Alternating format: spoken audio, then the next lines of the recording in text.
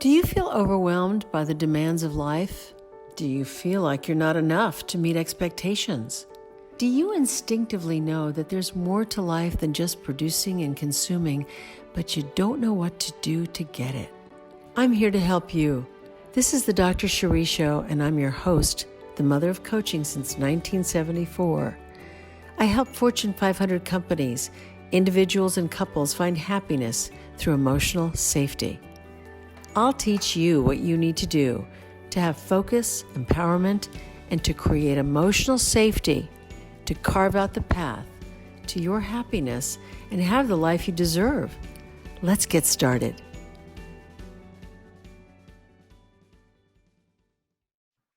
Hi, and welcome to Dr. Cherie's podcast. I'm so glad you're joining me today. I have a guest that I think you're going to really love. Her name is Shelly Valdez. I'm going to tell you a little bit about her, and I'm not going to spoil everything so that you get to hear it directly from her.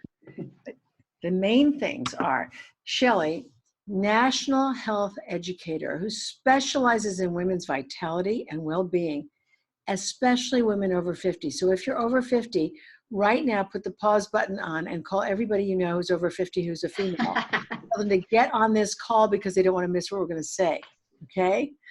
She also was educated in biology. She got her major degree in biology, then her master's in speech, and her Ph.D. in education and leadership. Smart cookie. She also is a multi-published author, and she's going to share with us about her journey today, which I think is going to be really fascinating. So join me in welcoming Dr. Shelly Valdez to our program today. Hi, Shelly. Hi, I'm so happy to be here with you. Delighted to have you join us, and our listeners are going to be enthralled with what you have to say as well. So if you could take us on a little bit of your journey, maybe the early days growing up and kind of trying to figure the game out.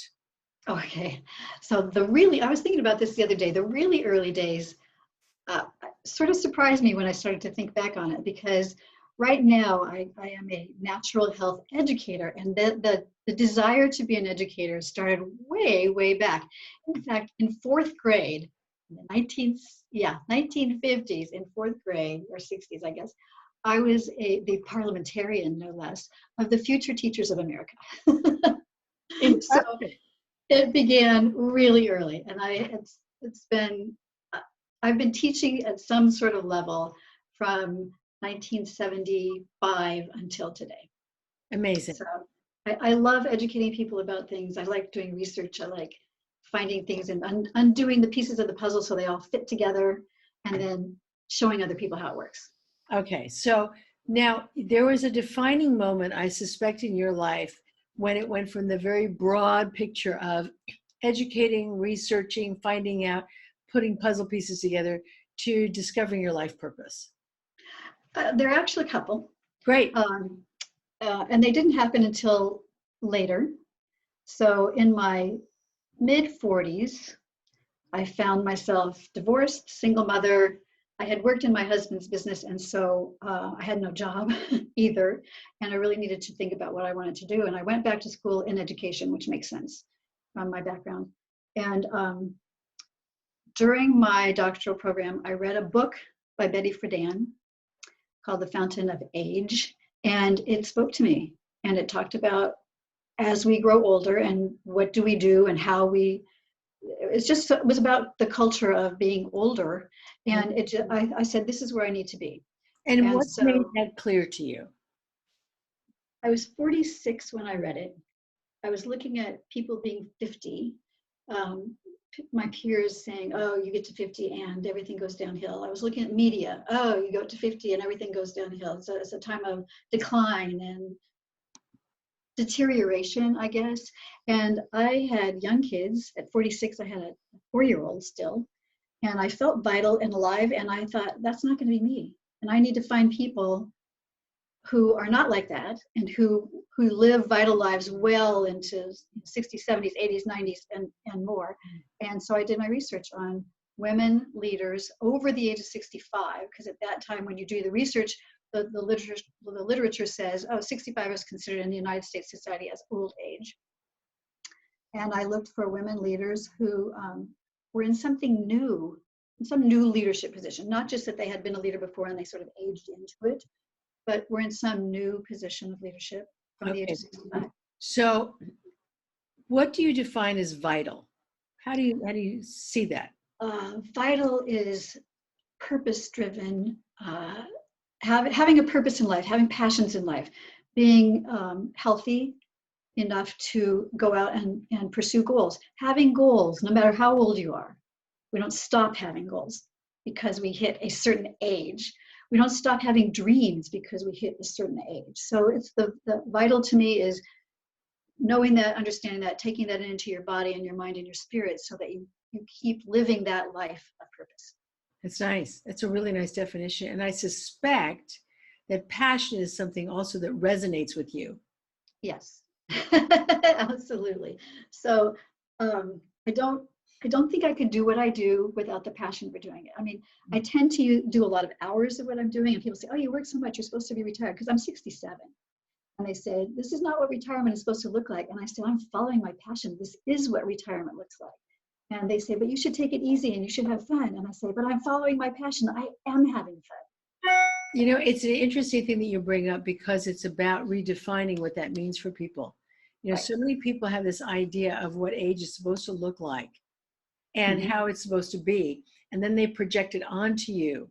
And Exactly. my thought, maybe I'm right or wrong about this, is that a lot of people don't do what they really love to do. And so by the time they reach 65, then they can stop doing that thing and they can do Right. what they really love to do. But with you and with me, we started early on finding our passion. And the Mhm. idea of stopping our passion for the sake of doing nothing or something Yeah. that isn't our passion is insane. Exactly. Exactly. Well, and the other thing I think that what you bring up is if you've been doing something that is not your passion because you have to make a living, whatever, and it's not your passion, so many people that I talk to, especially women, once they get to this age, they don't even know what their passions are anymore. And they Oh, have to go out and rediscover what those might be. yeah. So you were researching women over 65 who were Mhm. vital Mhm. and passionate. And what did you find? Yes. I found a few things that were really interesting. One, some of them said to me, I wouldn't have done this, but I was invited to do this. And that struck a chord with me because I thought especially because my age, we're baby boomers, there's a huge population of people this age, that we have a large group of people, especially women, because that's my passion, um, who don't even know what's out there. And we need to take advantage of their skills and their talents and their ability and their intelligence and their wisdom and invite them to do things with us. The other was that they had the women that I interviewed had strong support systems. They either grew up in it or they married into it or they had family members or they friends that were support systems, or which I thought was really interesting, or they created this support system. And that became another passion for me in creating a space, creating a space and a system for supporting women as we vitally age. So I want to make a space for women 50 and over who want to follow their goals and want to follow their dreams and maybe either don't know how to do that or just need the support to do that, because all around us we're faced with you're old, you're old, you're old, you're old, and you can't, and we need women around us who believe in us. We need women around us who will support us. So that's a brilliant statement. And it seems like if people are listening to us today, Mhm. that if they know women who are either approaching 50 or 50 or over, they could actually send them to you Absolutely. for your wisdom, guidance, direction, etc. Yeah. Let's just pause for a moment. How can they find you? They can find me on my Instagram, Dr. Shelly Valdez, which is really a motivational. The things that I post are, you can do it, you can do it. Or I'll tell you about one that I was thinking about today. There was one I posted a while ago that said, you're never too old and it's never too late, or something like that. It's never too late and you're never too old. And I got so much positive feedback on that. And I thought, oh, that's really cool. I'm getting positive feedback. And then I thought, how sad that we still have to say that. Mm. That it's even something that we have to say, that you're not too old. It's never too late. So that's one, Dr. Shelly Valdez. I have a Facebook group called High Vibe Over 50 Tribe. So join me on that. And aren't you doing a specific program that's going to be I launched am. in I'm doing January? a summit that will air in January called High Vibe Over 50. And the subtitle for that is Physical and Emotional Well-Being for a Vital and Purpose-Driven Life. So we'll get a link for your viewers for that. That is so great. I just love the title. I want to dive right into it. Like, okay, where's the pool? Well, I want to dive. Well, we should tell your viewers that you're one of the people I've interviewed on that, and it was a wonderful interview. So I was we really would love honored. you need to be on that. I was really honored and pleased, but I didn't. This is to take advantage of your wisdom today, because you have, well, just being a researcher, being fascinated and curious, being somebody who wanted to find out more. I mean, I think that that's really what people want, is to kind of peek inside your brain. Yeah, well, I have always liked research. I always liked, I always wanted to unpack things. I call it unpacking. Somebody tells me something, I'll say, why? Okay, but then why about that? Okay, but then why about that? Then how does that work? Then why does about that? And just keep unpacking until I get it, which drives some people crazy, but that's how I work. Okay. And then I can break things down for other people, and that's how I teach, is I unpack and unpack and unpack, and then I can break it down for someone and take something that might be complex and make it simpler. Nice. So making things simple. Now, of the women that you researched who were vital and over 65, about how many of those did you collect in terms of their stories? I started with a very small group, and I've been collecting ever since then. So I started with a very, very small N, if you will. What's interesting about that is when I started, and I was telling people, even in my doctoral program cohort, I'm going to interview people here. I live in San Diego, because I didn't have the means at that point. I was still a single mom. I didn't have the means to travel, and I didn't know about Zoom in those days. And so I said, I'm going to find women leaders who've started something new over the age of 65. Or in a new leadership position. And the feedback I got was, oh, you'll never be able to do that. You'll never find enough. Wow. They said, here's what they said, you will never find enough people in the country, let alone in San Diego. Oh my God. And I could have filled a life's work with women just in my little city, in my little suburb. But it tells us a lot about people's thoughts about women at a certain age.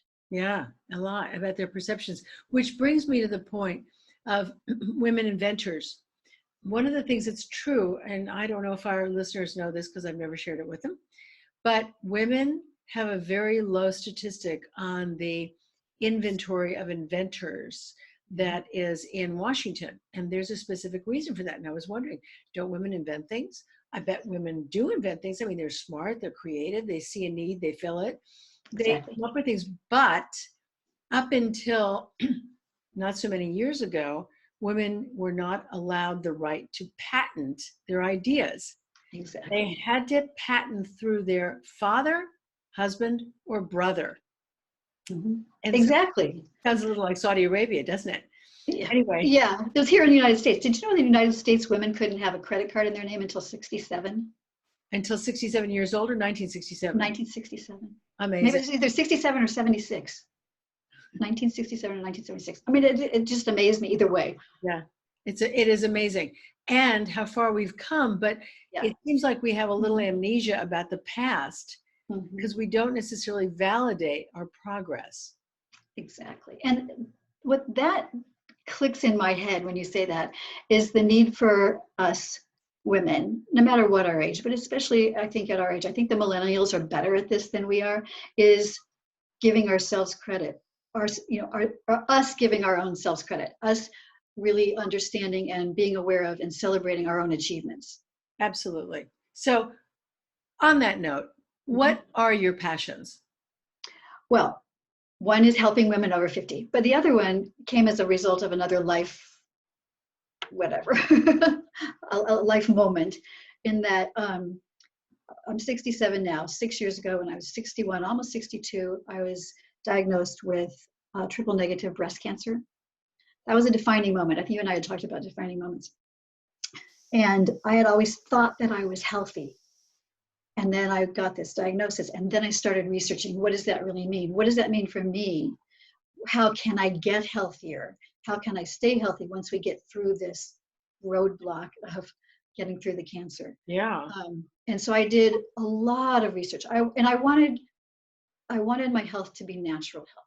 I didn't want to be on medications. When you have cancer and you go through chemo, you're pouring chemicals into your body, and I didn't want to do that ever again.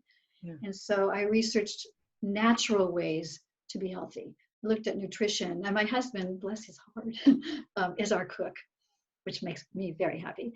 And so he also researched. He's got a doctorate in clinical psych, and he also likes to research. And he researched how to cook for us, how to do natural cooking. And I haven't had sugar or grains in 6 years because he's found ways for us to get around that. So we eat organic fruits and vegetables. We have our own chickens for the eggs, and and he cooks in a way that's healthy for me. So one was nutrition, and he's actually in culinary school now, and he's going to come out with a cookbook, and I'll let your viewers know when that happens. That's so great. I love that.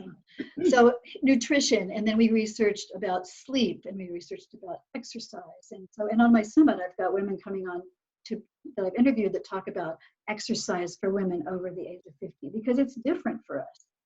And more is not necessarily better for us. And so people that talk about that, women that talk about nutrition, sleep, stress, I didn't realize until I really started researching, because you sort of know you're supposed to get a certain amount of sleep, but when you really research it, you find out really what a lack of sleep does to your body and how it contributes. Now, here's my question. Mm-hmm. If I sleep 8.5 or 9 hours a night, but I get up 2 times during the night to visit the facilities, do I have to start counting all over again, or is it a cumulative thing? It's more cumulative, but it also depends on the kind of sleep.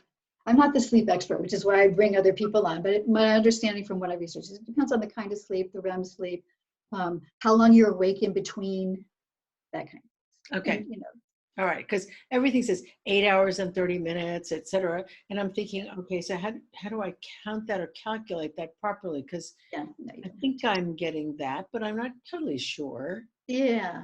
Well, and there's a little Fitbit things now that can tell you, are you really sleeping? Are you not sleeping? Are you waking up? My husband has sleep apnea, so he sleeps with one of those machines. But prior to that, when we went to the sleep study, we found out his body was actually waking up like 30 times an hour. Oh my God. More.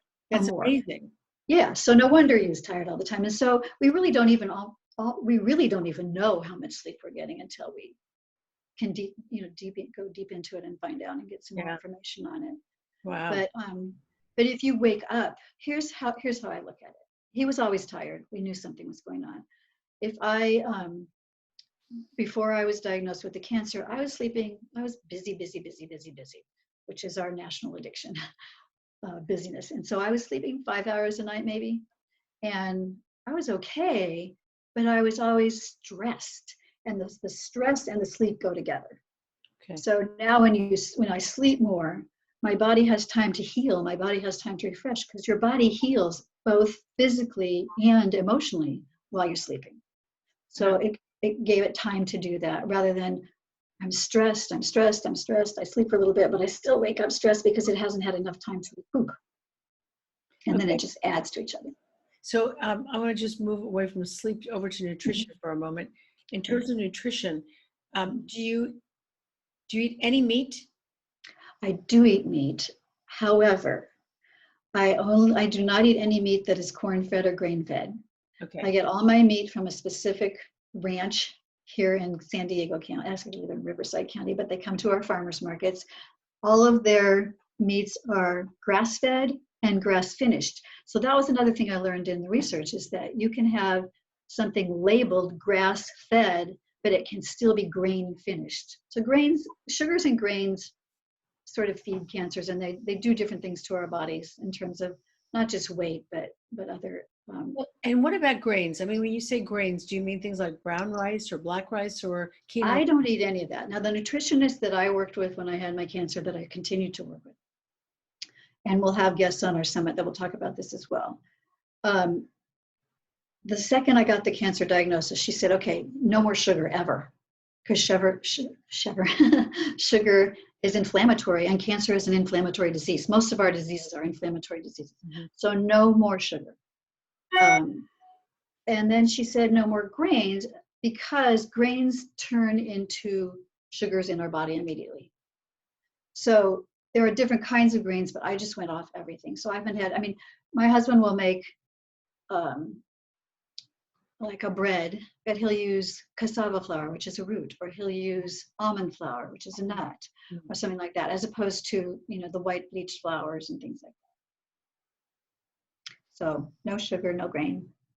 It hasn't hurt me at all. I'm happy, I'm healthy. Right. So I'm curious about this because there's so many different philosophies and approaches and guidelines. And cranberries, dried cranberries, I believe have sugar in them. Tons. Any dried fruit has tons of sugar because the sugar is left in it. You don't eat any dried fruit. I don't eat any dried fruit.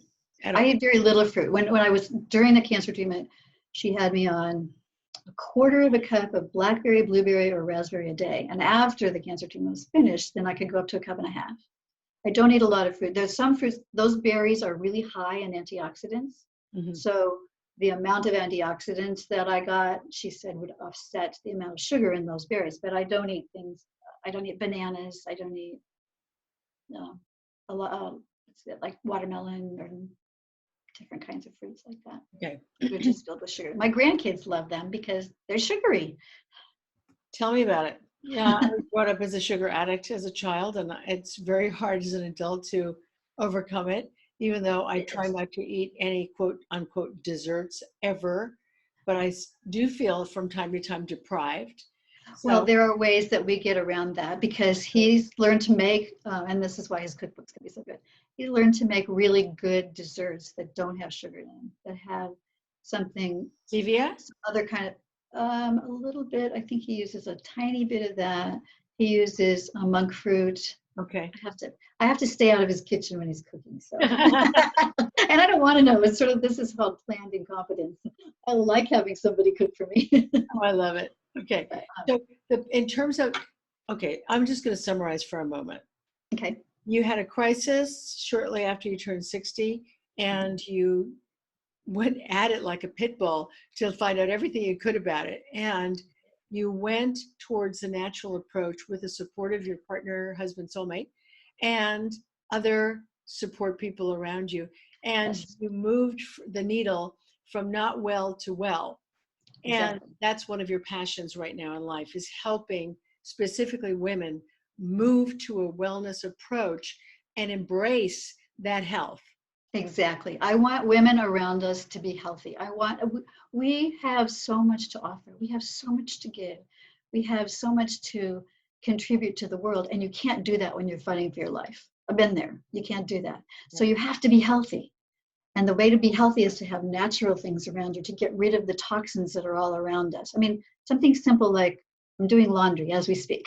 So something simple as not using dryer sheets because they're filled with chemicals and toxins. So I use pure dryer balls. And if I want to scent in them, I'll put some natural essential oils on it and I'll put that in. But we don't realize how many toxins are all around us.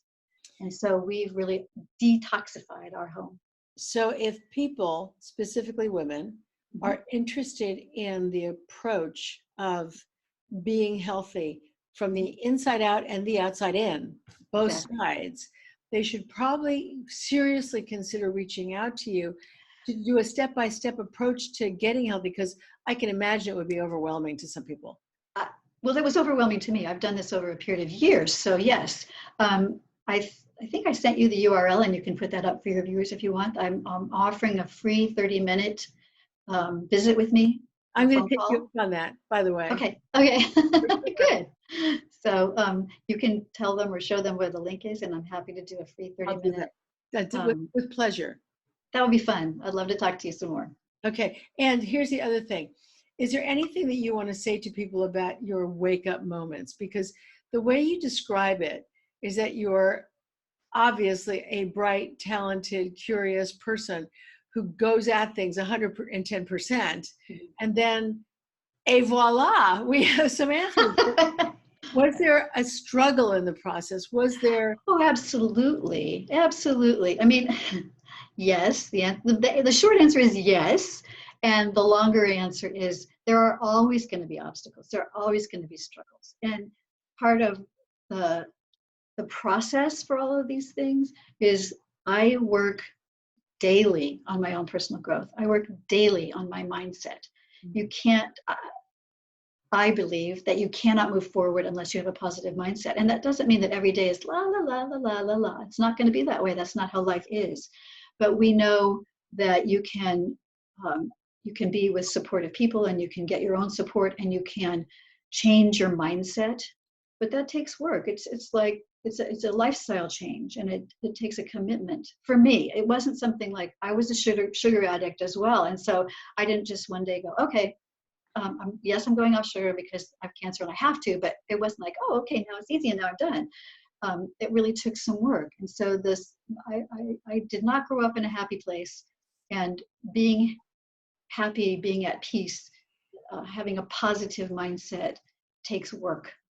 So it's worth it. So it sounds like if somebody like me, who's pretty much addicted to sugar, came to you, I wouldn't have to feel embarrassed and ashamed about that. Oh, Because your compassion and your understanding would make me normalized, so to speak. There is nobody around us that hasn't made a mistake. And I've probably made more than anybody that's going to call me. And you, as the writer of the rules, knows that we all make mistakes, and we keep on learning, and we keep on learning, and we keep on learning. And so I used to think, oh gosh, I'm back again where I started. I'm back again where I started. And now I think of it as, remember the slinkies from when we were little? Those little, so now I think of it as a slinky that's sort of pulled apart. So I started down here and I learned my lesson, and now I'm back here again, but I'm up at a higher level of the slinky. Now I'm up here, now I'm at a higher level. So it feels like I'm back where I started, but I'm not really, because I'm seeing it from a different perspective, and I'm a different person. It almost sounds like the slinky is going up the staircase. Yes, yeah. Or to me, it's a spiral staircase. Yeah, exactly. Yeah, it's a spiral staircase. So what would you like to leave our listeners with in terms of your words of wisdom? I just want women out there to know that everything is possible for them. It's not too late. You're not too old. These can be the best years of our lives. And it's not that it's complicated. It might be complicated, but it's simple and it's easy. And all you need is support and a belief in yourself. And if you don't have the belief in yourself, then you find somebody that'll have a belief in you before you get it for yourself. And sometimes that's who we are. That's really nice. So that belief and support, the two components, but it stands for BS. Oh, just kidding. I'm going to use that. So the belief in self is number one, but if you don't have that, you go to support, which will help you find the belief so you can get back to belief. Right. And the support you sort of have to have all the time, because you're not going to, your belief may be here and then you run into some obstacle and it's going to go down. So you need that support to help you get back to where you know you are. Sometimes we don't believe in ourselves anymore. And so you just need to, yes, you are. So for them, your support group, your support people around you reminds you of who you are when you can't see it yourself. So nice. So Shelly Valdez, Dr. Shelly Valdez, you are an incredible health educator, and your passion is for women over 50. I qualify, by the way. Yay. Viewers didn't realize that. And your interest is in women's vitality and well-being. And I love that, because who else is interested in us? I mean, most of the world just doesn't have time, or they're not interested, or they just write us off. And so it's really exciting that you've specialized in this particular group of women, of which I am a part. I'm so glad you are. Be able to support us in believing in ourselves and getting the support that we need and being our best selves in this chapter, as opposed to writing ourselves off. Exactly. I love that. I really love that. So thank you. And I look forward to associating and affiliating with you in the future. And I'm going to book my 30 minutes with you, because I'm really eager to find out what I can do about my sugar tendencies. Oh, I got to tell you really quick, I was such a sugar addict that when I was stressed, I would come home from work, I would make a full batter of chocolate frosting and eat the whole thing. Oh my God. God. Okay. Don't be embarrassed. This is to tell everybody, don't be embarrassed. I've done it all. Okay. So what that is that's permission. For Yes. those of us out here who think, oops, I'm going to be embarrassed, but I'm not. After the chocolate frosting story, I think everything's cool. There you go. Thank you for joining me, Shelly. Thank Having you all for joining us. And tune in next time for Dr. Cherie's next podcast with another fascinating person who you don't want to miss. Bye for now.